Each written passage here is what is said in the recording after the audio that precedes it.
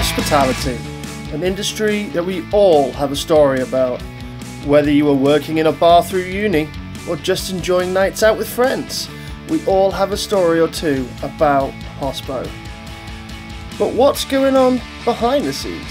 What does it take to work in this competitive and ever-changing industry? And who are the passionate people creating these amazing venues? I'm Sam Clulo. My name is Martin Lilly. My name's Ross. I'm Patrick Whitaker. I've been bartending and working in hospitality for about 11, well, I've been saying 11 years for about a year and a half now, so probably 12 years at this point. I was 14, working in kitchens as a chef, then did a degree in hotel management and have been working in Australia, Northern Ireland and Scotland ever since. That would be in 2003, so 20 years. Showed my age. I have been working as a hospitality professional for, it's going on what, 13 or 14 years now, so just shy of 14 years. My name is James, and I've been working in bars and restaurants for about 14 years now. I've worked in almost every section of the industry, and there's not a lot I haven't seen. So I'd like to share this world with you. Some of its ups, some of its downs, and all the magic in between. Like the venues themselves, the people who work in hospitality are a varied bunch, all bringing something unique to service, all having their own start in the industry, and all bringing unique talents to the table. Just being 16, it's hard to get a job in general. It was definitely more of the social aspect that kept me in the role. And then when I left school, I actually found that I really enjoyed it and I was good at it. My first job in hospitality was actually working in a Chinese restaurant when I was going to culinary school, which was good fun. It was fast paced and hectic, and there was just something about kind of being in that environment, like a bit of the chaos, that I really thrived in. I loved lots of things. I loved the social aspect, the fact that you were surrounded by friends every day. And like I say, when I really caught the bug was cocktails and almost the science of that and the geekiness that cocktails can be really sort of like resonated with me. But if I'm being totally honest with myself, and like I say, this is a little bit embarrassing, it's the feeling that being a bartender in a busy shift, you feel like an absolute rock star. The Blackbird is a modern cocktail bar located on Leven Street in Edinburgh.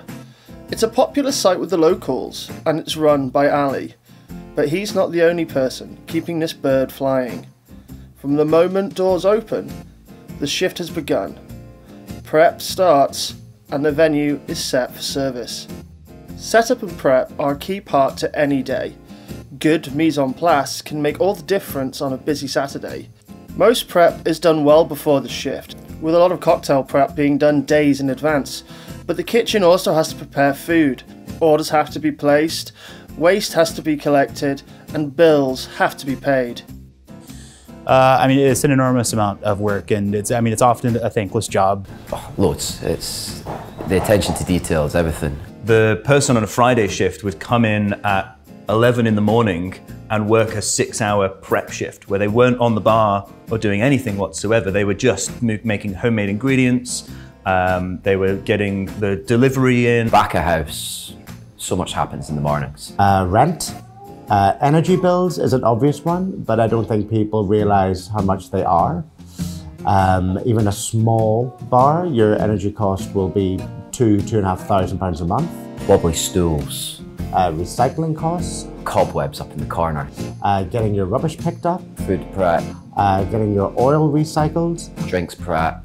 And then the other, not just the wage costs, but the pension costs. You know, you might have specials, things might be changing on a daily basis. Just the price of food and the tax that so much of it is included that you don't realize.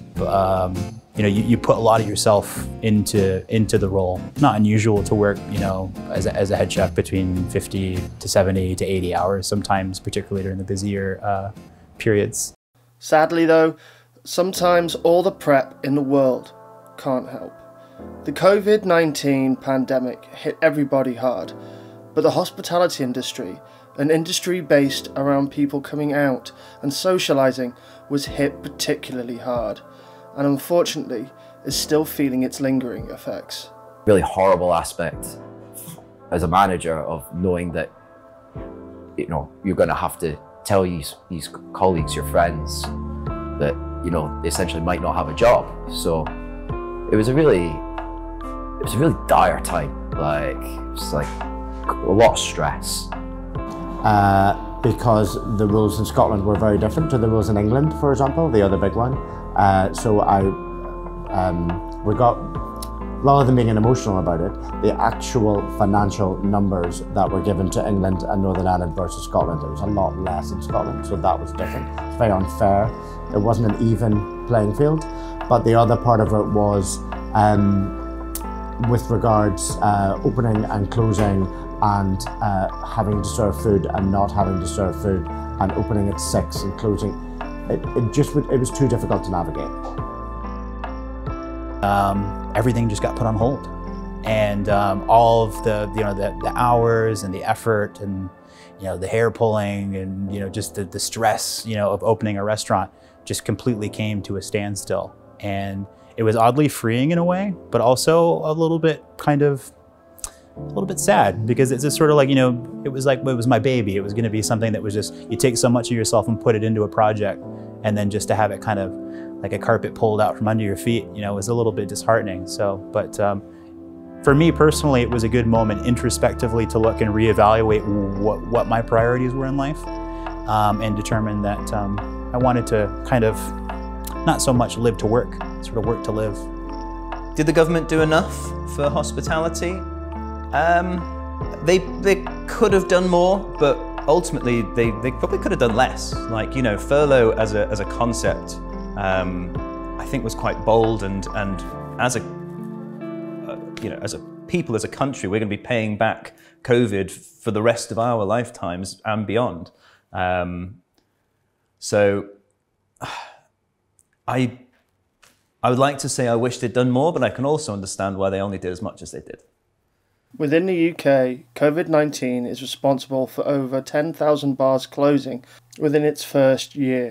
Sadly, with government inaction, Brexit and the cost of living crisis, that number is continuing to rise.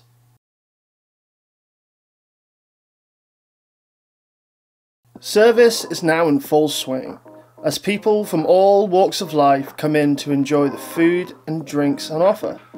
There's a lot to cater for, and it's difficult to keep up with everybody. And working in such a competitive industry, it's important to stand out. Service can be the defining factor in what makes a great venue. Little things like product knowledge, how attentive you are, how often you approach a table, and for how long, can have a real impact on your guests' experience. It's a skill that some say can't be taught, but it's what really sets bars apart. The strive to constantly improve your service is what really separates the amateurs from the professionals. It's tricky to quantify what like that lightning in a bottle element is that makes a venue so special. But I think ultimately what I'm drawn to is the human connection. If a venue really, at its core has a heart for service and wants to connect with people and offer these really, exceptional experiences, like make lasting memories with the people that are coming to explore the space, I think those are kind of the qualities that are most important. It has to be the staff. You've got to be very versatile all the time. You've got to read people. You've got to be able to know when somebody wants to be left alone. You've got to know when somebody needs a bit of attention. Food-wise, because we make everything to order, you might be able to flip something up for someone and change it slightly. Whereas bars and restaurants where everything is bought in and controlled, they don't have that option. So that's what I enjoy, is tailoring something to suit. The thing that really stood out was the one bartender who was there chatting to all the people, whether they were regulars or locals that he obviously knew, or whether it was me who was in there for the first time. Just delightful conversation, warm, welcoming, and a warm, welcoming, member of staff or a smile at the door will go much further than anything else. And if all that fails, don't worry, guests are more than happy to share their opinion with you. In recent years, social review sites such as Google Review, Yelp and TripAdvisor have turned every guest into a potential critic. Though these reviews don't define a venue, they do have long-lasting impacts on smaller businesses, with a lot of people coming in from out of town using them to plan their evenings. And sadly, there is also a malicious element. I think it's very important to have an outlet for guests to share their feedback, because at the end of the day, hospitality professionals want to make sure that you have the best experience possible from when you enter the door to when you leave, because they want you to come back. So a lot of these companies, I don't know, it's just a necessary evil, I guess, in these days. But ultimately, you could be doing something that one person really enjoys, and on the same day, another person doesn't have the same experience for whatever reason. So I think they're a tool. I think if you're writing as a reviewer because you enjoy eating out, I think that's absolutely valid. But if you're writing as a reviewer because you enjoy the critique, then that's a different reason for writing, and I think that comes across.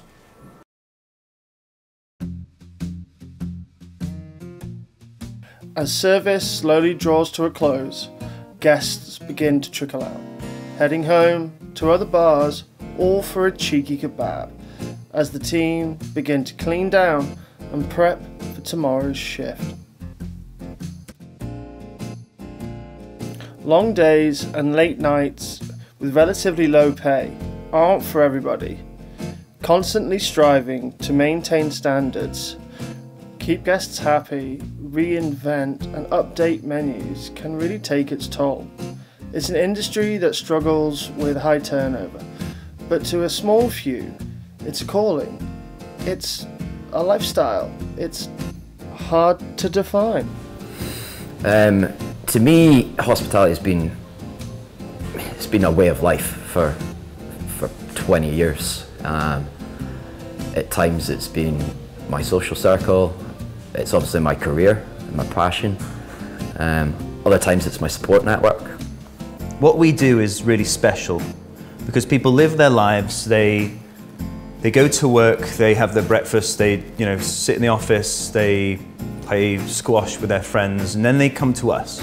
And we're there for their favourite part of their day, but we're also there for all the special moments, the engagements, the 30th birthdays, the things that they want to remember. That's what we accommodate, that's what we do, and that's really important, the fact that we're there for them in those moments.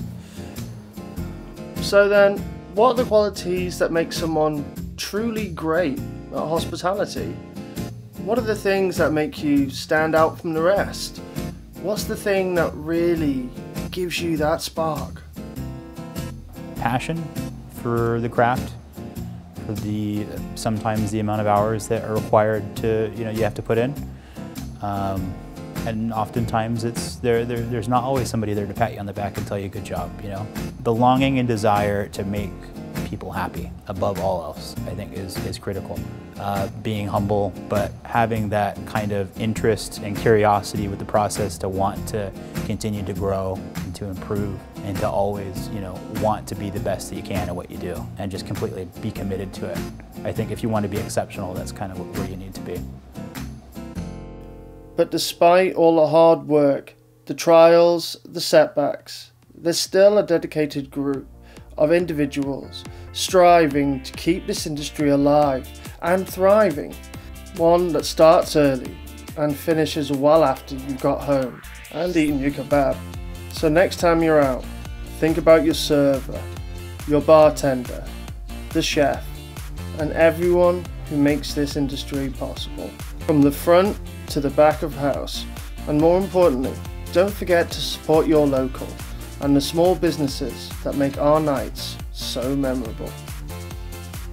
But really what I love is when someone comes in and you go, hey, it's really nice to see you again. And they go, ah, you recognize me. I'm like, yeah, you had that really spicy South African wine last time. I think I've got something that you'll like today. And it blows their mind that you remember who they are, what they had, you care. And that little smile on their face, that little sort of bright light that comes into their eyes when they feel noticed and important and like a special, regular or local or someone in the world is priceless.